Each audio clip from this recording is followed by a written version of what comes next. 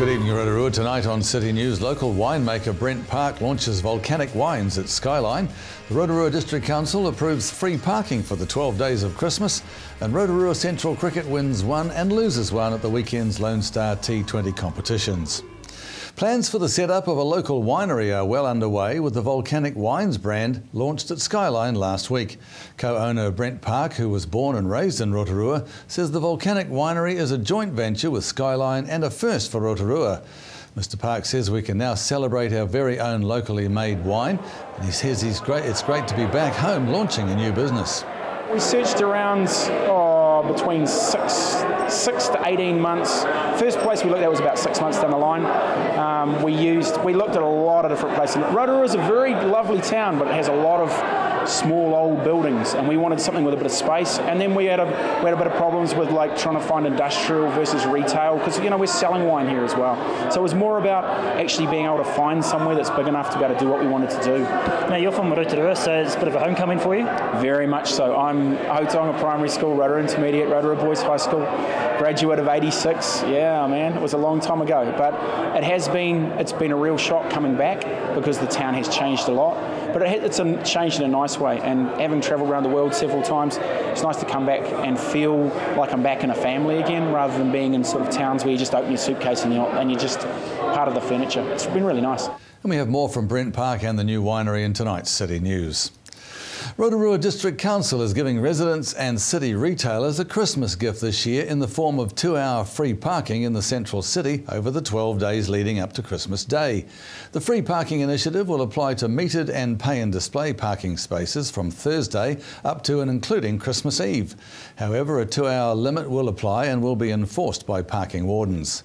Other regular parking restrictions, such as loading bays and parking 15 spaces, will apply as usual, and parking wardens will continue to check cars for expired warrants of fitness or vehicle registration. Mayor Kevin Winters said the unanimous council decision to offer a period of free parking was made at a meeting of the Corporate and Customer Services Committee. He says this is the council's Christmas gift to residents and retailers during what we know are pretty tough and challenging economic times for many people. The free parking initiative is part of a wider package of programs aimed at revitalising the central city, including free Wi-Fi, further development of the Eat Street dining precinct and the new Walkable City Information Panels project. The cost of the free parking initiative is expected to be between $20,000 and $30,000 in lost parking revenue over 12 days. Waiariki Institute of Technology is celebrating their success at the recent Māori Language Awards. The awards are sponsored by the Māori Language Commission, and the range of awards celebrate local community support led by kura, schools and businesses for te reo Māori. Waiariki Kaumatua Kaneti Kennedy says it's an honour to win the tertiary award and to be recognised by the Commission. Certainly a great honour for Waiariki Institute of Technology to be recognised as a award-winning institution for te reo Māori, the national language of our country.